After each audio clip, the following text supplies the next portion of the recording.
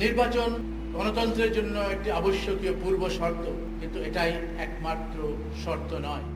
রাষ্ট্র এখন যেভাবে ডক্টর ইউনূসের হাতে, ঠিক একইভাবে 2007 সালে হঠাৎ করে দেশের ক্ষমতার মসনদে বসে আলোচনা সমালোচনার জন্ম দিয়েছিলেন ডক্টর ফখরুদ্দীন আহমেদ।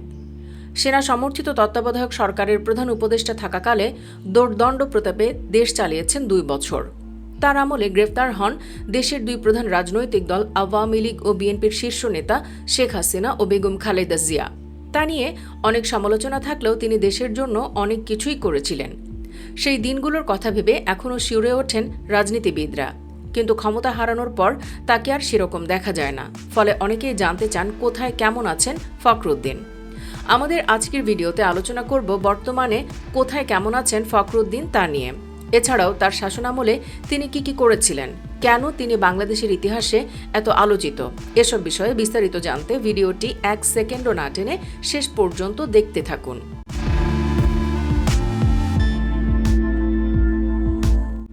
ফখরুদ্দীন আহমেদের জন্ম 1 মে 1940 সালে। তিনি একজন অর্থনীতিবিদ, সাবেক সচিব এবং বাংলাদেশের কেন্দ্রীয় ব্যাংকের সাবেক গভর্নর। অস্থির রাজনৈতিক পরিস্থিতির মাঝে 2007 সালের 12 জানুয়ারি তাকে বাংলাদেশের তত্ত্বাবধায়ক সরকারের প্রধান উপদেষ্টার দায়িত্ব দেওয়া হয় এবং 2009 সালের জানুয়ারিতে সংসদ নির্বাচনের আগ পর্যন্ত দায়িত্ব পালন করেন তিনি। জানা গেছে 2009 সালে ক্ষমতা হারানোর পর ওই বছরের জুন মাসে যুক্তরাষ্ট্রে চলে যান ফখরুদ্দীন আহমেদ। দীর্ঘ 15 বছর ধরে তিনি বিদেশে রয়েছেন। এর মধ্যে একবারও তিনি দেশে আসেননি। যুক্তরাষ্ট্র থেকে একবার তিনি সৌদি আরবে হজ করতে গিয়েছিলেন। 2020 সালে তাকে অবশ্য ভারতের কলকাতায় দেখা গেছে। বিভিন্ন সূত্রে জানা গেছে 2009 সালে আওয়ামী লীগ সরকার ক্ষমতায় আসার পর বেশ কিছুদিন সরকারি বিশেষ নিরাপত্তায় তিনি দেশেই ছিলেন। 1/11 কর্মকাণ্ডের কিছু বিষয় খতিয়ে দেখতে গঠিত সংসদীয় কমিটি জেরার জন্য তলব করছে মর্মে খবর প্রকাশের কিছুদিনের মধ্যে ফখরুদ্দীন সপরিবারে যুক্তরাষ্ট্রে পাড়ি জমান। আগে থেকেই ফখরুদ্দীন আহমেদ যুক্তরাষ্ট্রের মেরিল্যান্ড স্টেটের পটোম্যাকে 2টি বাড়ির মালিক। একটি বাড়িতে এখন তিনি ও তার স্ত্রী নীনা আহমেদ থাকেন, অন্য বাড়িতে থাকে তার মেয়ের পরিবার। সেখানেই অবসর জীবন যাপন করছেন। সেখান থেকে তিনি মাঝে মধ্যে বিশ্বের বিভিন্ন দেশে খুব প্রয়োজন হলেই কেবল বের হন। জানা যায় বিশ্ব ব্যাংকের সাবেক কর্মকর্তা হিসেবে এখনও তিনি পেনশন ভোগ করছেন। সেই অর্থেই চলে তার পরিবার। খণ্ডকালীন শিক্ষক হিসেবেও ইউনিভার্সিটি অব ভার্জিনিয়ায় ইন্টারন্যাশনাল স্টাডিজ বিষয়ে গবেষণা ও শিক্ষকতা করেছেন ডক্টর ফখরুদ্দীন, যদিও বর্তমানে সেখান থেকেও অবসর নিয়েছেন। যুক্তরাষ্ট্রের বিভিন্ন স্টেটে কর্মরত সাংবাদিকদের মাধ্যমে জানা যায় মাঝে মধ্যে সেখানকার সামাজিক অনুষ্ঠানে ফখরুদ্দীন আহমেদকে দেখা যায়, তবে সেটা খুবই কম। কারণ 2020 সালে তার ওপেন হার্ট সার্জারি হয়েছে, এজন্য তিনি রেস্টেই থাকেন। 2020 সালের আগে ভয়েস অব আমেরিকার সাংবাদিক সরকার কবিরের ছেলের জানাজায় ফখরুদ্দীনকে অংশ নিতে দেখেছেন স্থানীয় সাংবাদিকরা। অবশ্য সেখানে তাকে দেখা মাত্রই বেশ কয়েকজন ক্ষোভ প্রকাশ করলে জানাজা শেষে দ্রুত তিনি এলাকা ছেড়ে চলে যান। বিভিন্ন সময় তাকে বাজার ও ডিপার্টমেন্টাল স্টোরে দেখা যায় বলে জানিয়েছেন সেখানে কর্মরত সাংবাদিকরা। মূলত নিরাপত্তাজনিত কারণেই তিনি দেশে আসেন না। তাছাড়া বন্ধু বান্ধব ও বিভিন্ন সামাজিক অনুষ্ঠানে ফখরুদ্দীনকে প্রায়ই দেখা যায়। বিশেষ করে 2009 সালে ওয়াশিংটন ডিসিতে বাংলাদেশিদের আয়োজিত একটি বইমেলায় তাকে দেখা গেছে। ফখরুদ্দীনের অর্থনীতিবিদ ছেলে কর্পোরেট অফিসে চাকরি করেন বলে তার পারিবারিক সূত্র থেকে জানা গেছে। কয়েক বছর আগে তার আরেক ছেলে আত্মহত্যা করেছেন। চলুন জেনে নেই কিভাবে তিনি তত্ত্বাবধায়ক সরকারের প্রধান উপদেষ্টার দায়িত্ব পেয়েছিলেন। জাতীয় নির্বাচনকে ঘিরে রাজনৈতিক দলগুলোর মধ্যে বিশৃঙ্খলার পরিপ্রেক্ষিতে 2007 সালের 12 জানুয়ারি তৎকালীন রাষ্ট্রপতি ইয়াজউদ্দিন আহমেদ দেশে জরুরি অবস্থা ঘোষণা করেন। পরে সেনা সমর্থিত তত্ত্বাবধায়ক সরকার গঠিত হয়, যার প্রধান উপদেষ্টা হিসেবে ফখরুদ্দীন আহমেদকে নিয়োগ করা হয়। জানা গেছে ডক্টর ইউনূসই প্রথম পছন্দ ছিল তৎকালীন প্রশাসনের, কিন্তু ইউনূস অপারগতা প্রকাশ করলে গভীর রাতে ফখরুদ্দীনকে ফোন করে ঘুম থেকে জাগানো হয়। প্রধান উপদেষ্টা হওয়ার আমন্ত্রণ পেয়ে স্ত্রীর সঙ্গে আলোচনার জন্য সময় চান। আধা ঘন্টা পর ফিরতি ফোনে সম্মতি জানান। ফখরুদ্দীন আহমেদ ক্ষমতা গ্রহণের মধ্য দিয়ে রাষ্ট্রপতিকে প্রধান উপদেষ্টা করে গঠিত তত্ত্বাবধায়ক সরকার বিলুপ্ত হয়। তিনি 2 বছর কেয়ারটেকার সরকারের প্রধান ছিলেন। সে সময় দেশের প্রায় 160 জন রাজনীতিবিদ, সরকারি কর্মকর্তা, নিরাপত্তা কর্মকর্তার নামে অর্থ আত্মসাৎ ও অন্যান্য দুর্নীতির অভিযোগ এনে মামলা করা হয়। মোট কথা, ফখরুদ্দীনের সময়টাতে তিনি চেয়েছিলেন দেশের দুর্নীতি থেকে শুরু করে সমস্ত অনিয়ম সমূলে উৎপাটন করতে, কিন্তু তা সম্ভব হয়নি বাংলাদেশের আইন আর আন্তর্জাতিক চাপের কারণে। ফখরুদ্দীন আহমেদ একজন সরকারি কর্মকর্তা হিসেবে বরাবরই সৎ ছিলেন। কতটা সৎ ছিলেন তারই একটি উদাহরণ দিতে চাই। ফখরুদ্দীন আহমেদ তখন বাংলাদেশ ব্যাংকের গভর্নর।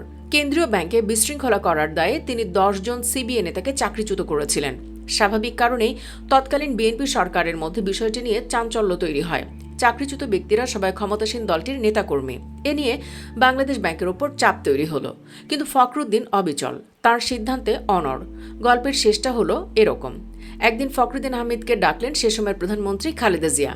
বললেন, রাজনীতি করতে হয় সবাইকে নিয়ে, দলের মত মানতে হয়। তিনি যেন চাকরিচ্যুত ব্যক্তিদের কিছু লঘু শাস্তি দিয়ে আবার স্বপদে বহাল করেন। তখন ফখরুদ্দিন আহমেদ বলেছিলেন, প্রধানমন্ত্রী যেহেতু বলেছেন তার কথা অনুযায়ী সবাই যার যার পদে চাকরি ফিরে পাবেন। অফিসে ফিরে আজই আদেশ জারি করবেন, তবে তিনি নিজে আর পরের দিন থেকে আসবেন না।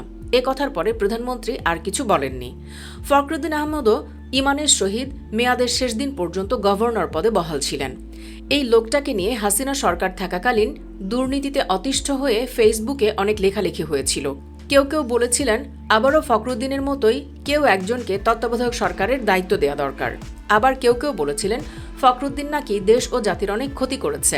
ফখরুদ্দিনকে জাতীয় বেঈমান বলে অনেকে অভিহিত করেছিল। ফখরুদ্দিনের অনেক সমর্থকরাই বলে ফখরুদ্দিন আসলেই একজন জাতীয় বেঈমান, কারণ এই লোকটার আমলেই সাধারণ মানুষ নির্ভয়ে চলাচল করতে পারত।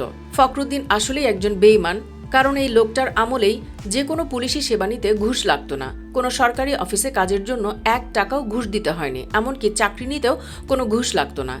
এই লোকটার আমলেই মেয়েরা নিরাপদে চলাচল করতে পারত। এমনকি রাত 10টার পরেও যদি কোনো মেয়ে রাস্তা দিয়ে একা চলাচল করত, তবুও কারো সাহস হয়নি যে ইফটিজিং করবে। দিনে ইফটিজিং তো চিন্তার বাইরে ছিল। ইনি আসলেই একজন জাতীয় বেঈমান, কারণ এই লোকটার আমলেই বাংলাদেশের ইতিহাসে ধর্ষণ সর্বনিম্ন পর্যায়ে ছিল। ধর্ষণ ছিল না বললেই চলে। ইনি আসলে একজন জাতীয় বেঈমান, কারণ এই লোকটার আমলেই কোনো মারামারি, হানাহানি, গাড়ি ভাঙচুর, রাস্তা অবরোধ হতো না। ধর্মীয় সংখ্যালঘু বলতে কোনো কথা ছিল না, সবাই সমান অধিকার ভোগ করত। এই লোকটার আমলেই স্কুল, কলেজ, বিশ্ববিদ্যালয়ে লেখাপড়া হতো। স্কুল, কলেজ, বিশ্ববিদ্যালয়ে কোনো মারামারি ছিল না, কোনো লেখাপড়ার পরিবেশ নষ্টকারী ছাত্রনেতাও ছিল না। ফখরুদ্দিনের আমলেই রাস্তাঘাট, বাজার, গাড়িতে এক কথায় কোথাও চাঁদাবাজি ছিল না। কোনো গাড়ির মালিক বা ড্রাইভার বলতে পারবে না যে গাড়ি চালাতে গিয়ে রাস্তায় 1 টাকাও চাঁদা দিতে হয়েছে। ফখরুদ্দিনের আমলেই অমুক ভাই, তমুক ভাই, পাতি নেতা, টেন্ডার নিয়ে মারামারি ছিল না। এই লোকটার আমলেই সকল 2 নাম্বার ব্যবসা বন্ধ হয়ে গিয়েছিল। ইনি আসলেই একজন জাতীয় বেঈমান, কারণ এই লোকটার আমলেই সরকারি সেবা বলতে যা বোঝায় তা মানুষ কোনো ঘুষ তদবির ছাড়াই পেত। এই লোকটার আমলেই সকল কুকর্ম, মদ, জুয়া, নারীবাজি বন্ধ হয়ে গিয়েছিল। ইনি আসলেই একজন জাতীয় বেঈমান, কারণ এই লোকটার আমলেই পাসপোর্ট নিতে কোনো ঘুষ লাগতো না, ভূমি অফিসে কোনো ঘুষ লাগতো না, এয়ারপোর্টে কাউকে হয়রানির শিকার হতে হতো না। রাস্তার ট্রাফিক পুলিশ 1 টাকা চাওয়ার সাহস দেখায়নি। মানুষ নিশ্চিন্তে ঘুমাতে পারত, গুম হয়ে যাওয়ার ভয় থাকতো না। হ্যাঁ, এটাই ফখরুদ্দিন। তিনি সৎ কর্মকর্তার উদাহরণ সৃষ্টি করেছিলেন। সুপ্রিয় দর্শক, শাসক হিসেবে ফখরুদ্দিনকে কেমন লাগে আপনার কাছে? কমেন্টে জানিয়ে দিন আপনার মতামত। ভিডিওটি ভালো লাগলে অবশ্যই একটি লাইক দিন এবং বেশি বেশি শেয়ার করুন। চ্যানেলটি এখনও সাবস্ক্রাইব করে না থাকলে সাবস্ক্রাইব করুন। ধন্যবাদ সবাইকে।